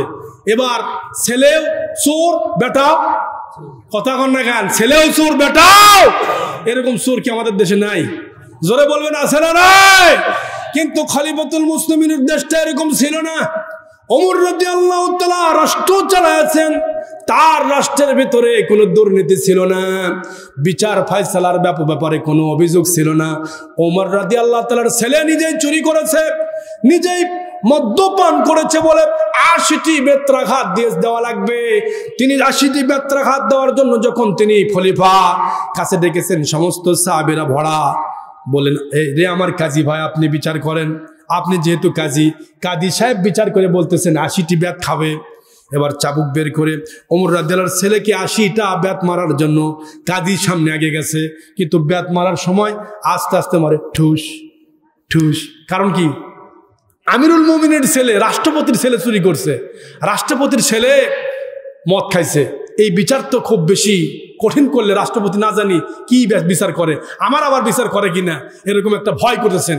ওমর রাদিয়াল্লাহু তাআলা গর্জিয়াস নেতা, কি মুসলমানদের নেতা, ডাক মেরে বললেন কাজী সাহেব আপনার বিচারকে আমি অ্যালাউ করলাম না, আপনি সরে যান, আমি যতক্ষণ বেঁচে আছি আপনার বিচার আমি নো অ্যালাউ। ওমর রাদিয়াল্লাহু তাআলা চাবুকটি বের করলেন, তার কোমর থেকে চাবুক বের করলেন, বের করার পরে তিনি সামনে আগালেন, আগাতে আগাতে সামনে ছেলের কাছে হাতটা ধরলেন, কই সব কাপড় খুলে ফেলো, কাপড় খুলে ফেললেন। এবার ওমর রাদিয়াল্লাহু তাআলা তার কোমর থেকে চাবুকটা বের করলেন, বের করার পরে এত জোরে জোরে তিনি আঘাত করতে লাগলেন, এক আঘাতের সাথে সাথে পিঠের চামড়া থেকে, পিঠ থেকে চামড়াগুলি সহ একদম চাবুকের সঙ্গে উঠে আসতে লাগলো। চামড়ার সব পিটতে পিটতে পুরা শরীরে আর কোনো চামড়া নাই। ৪০টি বেত্রাঘাত করার পরে জমিনের ভিতরে সন্তানটি লুটে পড়লেন, এবার তার কোনো সেন্স নাই। ওমর রাদিয়াল্লাহু বললেন তাকে সুস্থ করো, সে তো আর সুস্থই হলো না। এই ৪০টি মার খাওয়ার পরে দুনিয়ার থেকে ওমর রাদিয়াল্লাহর ছেলে দুনিয়ার থেকে বিদায় হয়ে চলে গেলেন। এবার বললেন যে আরো ৪০টি বাকি আছে, জানাজা নামাজ শেষ হয়ে গেল। সমস্ত সাহাবীদেরকে জানাজা নিয়ে নামাজ পড়ায়া ওমর রাদিয়াল্লাহু তাআলা তার সন্তানকে দাফন এবং কাফন করালেন। দাফন কাফন শেষ করার পরে বললেন সাহাবীরা তোমরা বাড়ি চলে যাও। আমিরুল মুমিনিন আপনি ধৈর্য ধরুন, চলেন আমাদের সাথে, আমার কাজ এখনো বাকি আছে, আল্লাহর আসামির কাঠগড়ায় আমাকে দাঁড় হতে হবে। রে আমার ভাইরা আপনারা চলে যান। ওমর রাদিয়াল্লাহু আবার চাবুকটি বের করলেন, কোমর থেকে বের করার পরে বাকি ৪০টি ওমর রাদিয়াল্লাহু তার সন্তানের কবরের উপরে মারতে লাগলেন। ৪১, ৪২, এই করতে করতে ৮০টি মারার পরে কবরের মাটিগুলি একদম সমান হয়ে গেল। কি খলিফা দুহাত তুলে আল্লাহর দরবারে বলে নাই, আল্লাহ তাআলা আমি কি আমার দায়িত্বকে ঠিকভাবে পালন করতে পেরেছি? আমি কি আমার দায়িত্বকে ঠিকভাবে পালন করতে পারলাম? কিয়ামতের দিন মুসিবতের সময় আমাকে আসামির মামলায় তুমি তুলে দিও না। ও আল্লাহ আমি আমার দায়িত্ব পালন করেছি, কিয়ামতের দিন তুমি আমারে আবার আসামির কাঠগড়ায় উঠায়া দিও না। আমি আমার দায়িত্ব কিন্তু ঠিকভাবে পালন করলাম। জোরে জোরে বলা যাবে কি সুবহানাল্লাহ। সেই উমর রাদিয়াল্লাহর খলিফা প্রাসাদের মধ্যে তিনি বসেন নাই, কোন ধুলার তক্তার উপরে তিনি বসেছেন। ধুলার উপরে বসে রাষ্ট্রপ্রধান তারা বললেন যে ভাই আপনি দেশ চালান, আমরাও দেখতেছি আপনার মতো ইনসাফকারী দেশ আমরা মদিনায় আর কোনোদিন দেখতে পেলাম না। মদিনায় সারা পৃথিবীর সব জায়গায় ঘুরলাম, আপনাদের দেশের মতো আর দেশ খুঁজে পেলাম না। ওমর রাদিয়াল্লাহু বললেন আমাদের দেশে আল্লাহর কোরআন দিয়ে আমরা বিচার করি, ধনী হোক আর গরিব হোক, রাজা হোক আর বাদশা হোক, কোনো বিচারে কম বেশি হয় না। কারণ আমরা বিচার করি কোন কিতাব দিয়া? সিল্লা এখন তো কোন কিতাব দিয়া? এই কোরআন দিয়া বিচার করলে মাজলুম মানুষ, আজকে যারা মাজলুম হয়ে জেলখানায় পড়ে আছে, বিচার মিথ্যা মামলা দিয়া মিথ্যা জুলম করে আসামি বানায়, যাদের ব্যাপারে কোনো যুদ্ধ অপরাধী নাই, যাদের ব্যাপারে কোনো মামলা নাই, যাদের ব্যাপারে কোনো দোষ নাই, মিথ্যা মামলা দিয়া জুলম করে জেলখানায় বসায়া বসায়া তাদেরকে মারতেছে। এমন মিথ্যা মামলা আমাদের দেশে আছে না নাই? ও মুসলমান ভাইরা, কোরআন দিয়ে যদি বিচার হতো দেশের ভিতরে আর কোনো অস্থিতিশীল পরিবেশ থাকতো না, অস্থিরতা থাকতো না। কারণ কোরআন দিয়েছেন আল্লাহ, বিচার করতেও বলেছেন আল্লাহ। চিল্লায় কোন কথা ঠিক কিনা? আল্লাহ তাআলা সূরা আরাফে সেটাই বললেন, আমানু ওয়াত্তাকু লাফাতাহনা আলাইহিম বারাকাতিম মিনাস সামাই ওয়াল আরদ। চিল্লায় কোন আল্লাহু আকবার। দুইটি শর্ত, নম্বর হলো এক হলো আমানু, ঈমান আনো। দুই নম্বরে হলো ওয়াত্তাকু, আল্লাহকে ভয় করো। ভয় করার মতো ভয় করো আল্লাহকে। আমাদের ভাইরা বাংলাদেশের এ মাথা থেকে ও মাথা পর্যন্ত সব চাইতে মুসলমানদের ভিতরে একটাই অভাব, সেটা হলো আল্লাহর ভয় কম। আল্লাহর ভয় যদি যথাযথ থাকতো বাংলাদেশে কোনো দুর্নীতি থাকতো না। কথা বলেন না ঠিক না? আরো আসতে কম ঠিক না? ভয় করতেছেন নাকি আপনারা? ভয় লাগতেছে আপনাদেরকে? দুর্নীতি, জুলম, শোষণ এভাবে আমাদের দেশে আসে না নাই? জোরে বলেন আসে না নাই? আমার ভাইরা, যদি দেশের ভিতরে আমাদের ভয় থাকতো, প্রত্যেকটি ডিপার্টমেন্টে যদি যে সমস্ত যারা দায়িত্বশীল তারা যদি আল্লাহর ভয় করত, আল্লাহকে যদি ভয় করত, কোনো ডিপার্টমেন্টে চুরি থাকতো না, কোনো অপরাধ থাকতো না, নেতারা কোনোদিন দুশ্চরিত্র হতো না। একজন ইমামকে, খুব ভালো করে শোনেন প্রিয় ভাইরা, একজন ইমামকে নির্বাচন করার জন্য ইমামের কোয়ালিটি আপনারা দেখেন কি? সে কি পাস, লেখাপড়ায় তার যোগ্যতা কেমন, তার তাকওয়া কেমন, তার টুপিদারি ঠিক আছে কিনা, বিবিকে পর্দায় রাখে কিনা, কোনো সুদী ব্যাংকের সঙ্গে লেনদেন আছে কিনা, এরপরে তার চলন কেমন, আবার মুসল্লিদেরকে সালাম দেয় কিনা, এতগুলি আপনাকে দেখতে হয়। একটা ইমাম মাত্র বেতন দিবেন কয় হাজার? 5,000 6,000 টাকা। কথা বলেন ঠিক কিনা? 5,000 6,000 টাকা দেওয়ার জন্য যদি এত কোয়ালিটি একজন ইমামের দরকার হয়, যিনি রাষ্ট্রের দায়িত্ব পালন করেন, একজন মেম্বার, একজন চেয়ারম্যান, একজন এমপি, একজন মন্ত্রী, তার যোগ্যতা আরো ইমামের চাইতে কম হওয়া লাগবে না বেশি হওয়া লাগবে? জোরে বলেন, কম না বেশি? কথা কয় না মুসলমান, কম না বেশি? আমার ভাইয়েরা, কিন্তু সেই বেশির জায়গা তো আমরা পাই না। এখন ইমামদের অবস্থা যেভাবে, ইমামের কোনো দুর্গতি, ইমামেরা বেতন পায় না, ইমাম সাহেব খালি কোনো মতে জীবনযাপন করতেছে, কোনো পর্যায়ে ডাল ভাত খায় বেঁচে আছে। আর দেশের যারা বড় বড় নেতা, গর্জিয়াস নেতা, একজন নির্বাচন করতে গিয়ে কয়েক লাখ টাকা খরচ করে, নির্বাচন শেষ হওয়ার পরে চিন্তা করতেছে যত লাখ টাকা খরচ করছি আমি, এলে সব সুদে আসলে তুলবো। কথা কন না ঠিক না? দিকে দেখার টাইম নাই, নেতার চরিত্র দেখে আপনি ভোট দিয়েছেন। প্রিয় ভাইরা, এই জন্য আমাদের দেশের নেতারা যদি আজকে চরিত্রবান হতো, আমানু ওয়াত্তাকাও, যদি তাকওয়া হতো, যদি তাদের খোদাভীতি থাকতো, দেশের ভিতরে জুলম থাকতো না, এত অপরাধ থাকতো না। একজন নেতা, তার চরিত্র নিয়ে দেখলাম সোশ্যাল মিডিয়ায় এসেছে, 3 মিনিটের ভিডিও ভাইরাল হয়েছে। কয় মিনিটের? জোরে বলবেন, কয় মিনিটের? 3 মিনিটের ভিডিও ভাইরাল হওয়াতে নেতা বাংলাদেশে আর থাকতে পারে না। একজন নায়িকার সঙ্গে প্রেম নিবেদন করেছে, যেগুলি অশ্লীল কথা বলেছে ভাই, এগুলি বলার মতো আমার এই মাহফিল থেকে বলার মতো আমার ধৈর্য নাই। প্রিয় ভাইরা, যা বলছে একজন নায়িকার সঙ্গে, গায়িকার সঙ্গে যেগুলি প্রেমালাপ করেছে, যেগুলি অশ্লীল বেহাপনা কাজ করেছে, বাংলার জমিনে ফ্লাশ হওয়ার পরে নেতার চরিত্র সম্পর্কে মানুষ জানতে পারছে। প্রিয় ভাইরা, এই জন্য আমাদের দেশে প্রত্যেক নেতাকে তাকওয়াবান হওয়া লাগবে। যদি চরিত্র ভালো হয়, তাকওয়া হয়, তাহলে সেই নেতা কোনোদিন গম মারে খাবে না, গরিবের রিলিফ মারে খাবে না, ত্রাণের টিন মারে খাবে না। এই যে সরকার টন পর টন সরকারিভাবে যে রিলিফ দিচ্ছে, সুষ্ঠু বন্টন কি হয়? চাচা কোন তো আপনি ভাই, আপনারা পাশে আছেন, সুষ্ঠু বন্টন কি হয়? এই বাংলার জমিনে অনেক লোককে আমি দেখেছি প্রিয় ভাইরা, যাদের পত্রিকায় ফ্ল্যাট পর্যন্ত চলে এসেছে। নেতাকে দেওয়া হয়েছে দায়িত্ব যে আপনি দায়িত্বশীল হিসেবে আপনি সমাজের এই যে তেল বিলি করার জন্য আপনাকে দেওয়া হলো, আপনি সয়াবিন তেল জনগণের কাছে প্রত্যেককে 2 লিটার করে দেবেন। তিনি সব প্রজেক্ট পাওয়ার পরে, সমস্ত দায়িত্বশীলের কাছে দায়িত্ব থেকে পাওয়ার পরে সেগুলি নিয়ে তার ক্ষমতাসীন হওয়ার কারণে সব তেলগুলি তিনি বিলি না করে রাখছে খাটের নিচে। এমন নেতা কি বাংলার জমিনে নাই? আরে কথা বলেন, আছে না নাই? এমন দুশ্চরিত্র নেতা আমরা চাই না। আমরা চাইছিলাম খলিফাতুল মুসলিমিন ওমর রাদিয়াল্লাহু মতো একটা নেতা, গর্জিয়াস নেতা বাংলার জমিনে আমরা চাই কিনা? আমরা জোরে বলেন চাই কিনা? আমরা সকলে চাই ওমর রাদিয়াল্লাহু মতো একটা নেতা আসুক। পৃথিবীতে কেউ তো স্থায়ী হয় না, প্রভু তুমি বলেছ রাসূল দিবে না, বলনি দিবে না ওমর, বলনি দিবে না হামজা, তারিক, খালিদ, বিজয়, সমর। প্রত্যেকটা ডিপার্টমেন্টে আমাদের ভয় যদি থাকতো যথাযথভাবে, তাহলে আমাদের দেশে এরকম অবস্থা থাকতো না। খলিফাতুল মুসলিমিন ওমর রাদিয়াল্লাহু তাআলা রাষ্ট্র চালাচ্ছেন, দেশের কিভাবে রাষ্ট্র চালান এটা দেখার জন্য তার ছেলে আব্দুল্লাহ, নাম কি নাম বলেন তো? আব্দুল্লাহ, হযরত আব্দুল্লাহ রাদিয়াল্লাহু তাআলা আনহু, তিনি বললেন বাবা আপনি যে দেশ চালাচ্ছেন এই দেশটা কেমন করে চলে আমি একটু দেখতে চাই। মারহাবা বলবেন না? বলতেছেন বাবা তুমি ঠিকই বলেছো, যাও। ওমর রাদিয়াল্লাহু তাআলার ছেলে আব্দুল্লাহ দেশকে দেখার জন্য তিনি বের হলেন।